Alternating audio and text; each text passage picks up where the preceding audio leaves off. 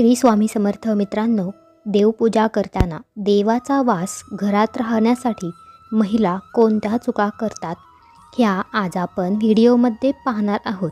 जर तुम्ही या चुका केल्या नाहीत तर तुमच्या घरात बरकत येईल आणि पूजेचे फळ तुम्हाला नक्कीच मिळेल.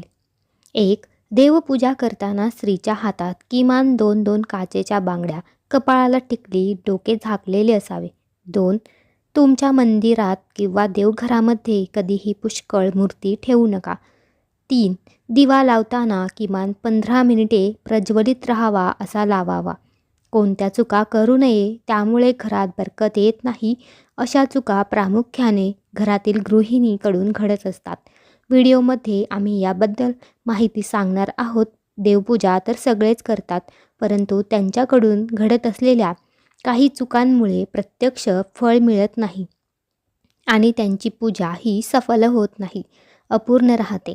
त्यांची पूजा अपूर्ण राहते. अशा परिस्थितीत चुकीच्या पद्धतीने आणि विपरीत परिणाम होऊ शकतात. घर आणि मंदिरात पूजा करण्याची योग्य पद्धत कोणती आहे आज आपण पाहूया.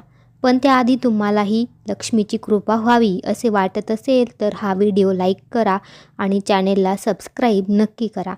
कमेंट बॉक्समध्ये जय माता लक्ष्मी नक्की लिहा. चला तर मग व्हिडिओला सुरुवात करूया. 1. कोणत्याही देवता किंवा देवाची पूजा करण्यापूर्वी स्नान केले जाते.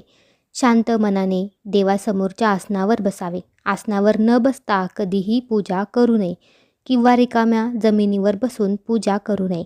काही लोक पूजा करताना जमिनीवरच बसतात, जे पूर्णपणे चुकीचे आहे. ज्या प्रकारे तुम्ही देवाला बसायला जागा दिली आहे तसेच तुम्ही स्वतः देखील आसनावर बसा. शास्त्रातील घोंगडी आणि रजई आसन पूजेसाठी शुभ मानले जाते आणि आपल्यापेक्षा देव सर्वश्रेष्ठ आहे, म्हणूनच तुम्ही तुमच्या स्तरावर त्याची पूजा करू नका. 2. पूजेसाठी देवाची प्रतिष्ठापना पादुकांवर किंवा फरशीपेक्षा उंच ठिकाणी केलेली असावी. देव कधीही भिंतीजवळ ठेवू नये. पूजा करतेवेळी तुमचे तोंड उत्तर किंवा पूर्वेकडे असावे. घरी किंवा कोणत्याही मंदिरात पूजा पूर्ण केल्यानंतर देवाची प्रार्थना करा. तुमच्या चुकीबद्दल तुम्ही त्यांची माफी मागितली पाहिजे. याद्वारे तुम्ही नकळत किंवा जाणून बुजून तुमच्याकडून झालेल्या चुकांची माफी मागा. देव चुका माफ करतो आणि आशीर्वाद देतो. 3. देवपूजा करताना पूजेची वेळ ही योग्य असावी. पहाटे 5 नंतर केलेली पूजा अत्यंत फलदायी असते. म्हणजेच ब्रह्ममुहूर्तावर केलेली देवपूजा याचे अनन्यसाधारण पुण्य आपल्याला मिळतं. परंतु एवढ्या लवकर पूजा करणे सहसा कोणाला जमत नाही. मग तुम्ही 7 नंतर 9:30 पर्यंत पूजा करू शकता. ही पूजेची दुसरी आणि अत्यंत पवित्र वेळ आहे. 9:30 नंतर 12 पर्यंत तुम्ही पूजा करू शकता, परंतु 12 नंतर देवपूजा करू नये. शक्यतो 9:30च्या आतच तुम्ही देवपूजा करून घ्यावी, कारण सकाळची वेळ ही अतिशय पवित्र असते. देवतेच्या सात्विक लहरी ही त्यावेळी सक्रिय असतात, म्हणून शक्य असेल तर होईल तेवढी सकाळी लवकर पूजा करण्याचा प्रयत्न करावा. आता बऱ्याच महिलांच्या घरी सकाळी शाळा असते, ऑफिस असतं आणि टिफिन द्यावे लागतात, त्यामुळे लवकर देवपूजा करणे जमत नाही. म्हणून निदान तुमचा स्वयंपाक झाल्यानंतर तरी तुम्ही 9:30च्या आतमध्ये देवपूजा करायला हवी. 4. पूजेची खोली नेहमी घराच्या उत्तर पूर्व कोपऱ्यात असावी. त्यात कोणत्याही एका देवतेच्या एकापेक्षा जास्त मूर्ती असू नये. घरातील कोणत्याही देवाची मूर्ती 9 इंच किंवा 22 सेंटीमीटरपेक्षा लहान असणे आवश्यक असते.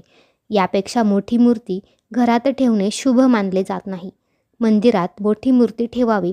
तुमच्या बेडरूममध्ये कधीही पूजा घर असू नये आणि रात्रीच्या वेळी पूजा खोली पडद्याने झाकून ठेवा आणि शंख, घंटा, प्रसाद या पूजेच्या खोलीत वापरल्या जाणाऱ्या सर्व वस्तू ठेवा. शंख, घंटा, प्रसादिक भांडी, दीपक, शिवलिंग आणि भगवान शालिग्रामच्यावर स्वच्छ वस्त्र ठेवावेत. असे न केल्यास पूजा करूनही योग्य फळ मिळणार नाही. 5. सूर्यास्तानंतर रात्री कुठेही घरात किंवा मंदिरात घंटा व शंख याबद्दल शास्त्रात उल्लेख आहे की सायंकाळची पूजा झाल्यानंतर शंख व घंटा वाजवू नये.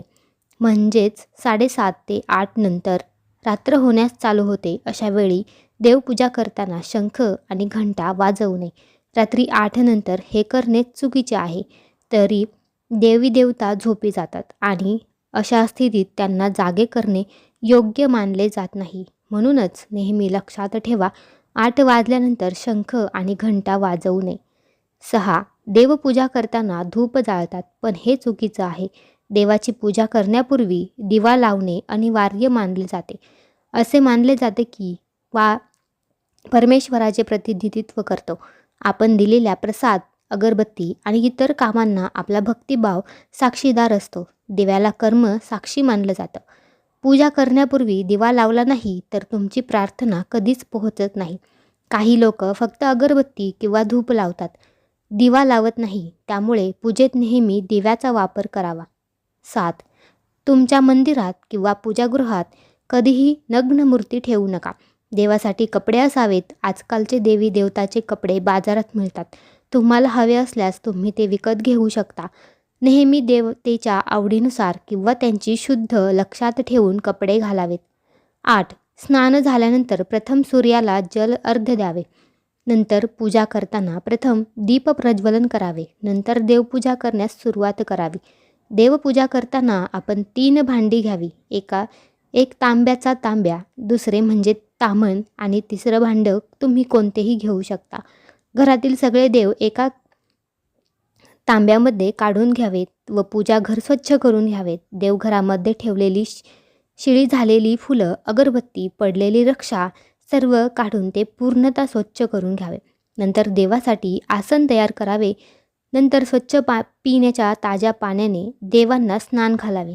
तांब्यातून पाणी घेऊन मनातील गणपतीची मूर्ती घेऊन तिसऱ्या भांड्यामध्ये प्रथम गणपतीला स्नान घालावे. अशा प्रकारे एक देव घेऊन तुम्ही सर्व देवांना स्नान घालून घ्यावे. तिसरे भांडे याच्यासाठी घ्यायचं आहे की देवांना अंघोळ घातलेले पाणी दुसरे देव ठेवले जाणार नाही. घातलेले पाणी किंवा दुसऱ्या देवांच्या खाली देखील जात नाही. म्हणून देवपूजा करताना 3 भांडी घ्यावीत. या चुकीमुळे बहुतेकदा देवपूजा पूर्णत्वास जात नाही आणि देवदोष लागत असतो. कारण देवांना अंघोळ घातलेले पाणी इतर देवांच्या खाली जाते व त्यामुळे देवपूजेचे फळ मिळत नाही. तर प्रत्येक देवाला वेगळी अंघोळ घातली गेली पाहिजे. म्हणून देवपूजा करताना 3 भांड्यांचा वापर करावा. सूर्य, गणेश, दुर्गा, शिव आणि विष्णू व लक्ष्मी यांची सर्व कार्यात पूजा अनिवार्य केली जाते. रोज पूजा करताना या 5 देवांचे ध्यान केले पाहिजे. यामुळे देवी लक्ष्मीचा आशीर्वाद आणि समृद्धी प्राप्त होते. आपल्या कुलदैवत व कुलदेवी यांचे मनोभावे ध्यान करावे. 9.